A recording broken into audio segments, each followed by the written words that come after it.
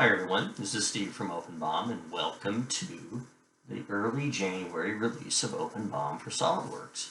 I've got a SolidWorks assembly open here that has configuration, smart fasteners, other things that you might find in a SolidWorks assembly. I've installed the OpenBOM add-in. If you have the current add-in, you'll see an update button here. You're going to want to go ahead and update that. The importance of this release is that we've greatly simplified the process of creating catalogs and bills of material.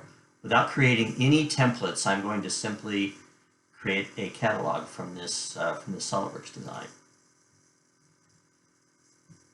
So what we're going to see in this catalog are all the things we're used to: part number, file name, configuration name. Those will be coming through for all of our catalogs. Let's go ahead and create a bill of material. Return to SolidWorks, and I'm going to click on the Create BOM button. Again, no templates or special settings required. Let's go ahead and open this bill of material, and this is where we're going to start to see some changes.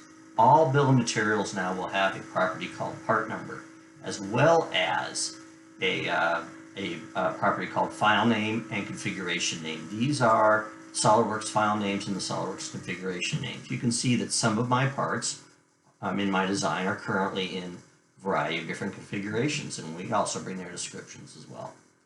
So what we've also simplified is the connection between your BOM and the catalog. The connection is always through the property called part number. You'll have a part number in your BOM as well as part number in your catalog. Let's go ahead and connect that catalog that we just created, called box assembly. And those of you that work with catalogs always know that you almost always say yes to this prompt.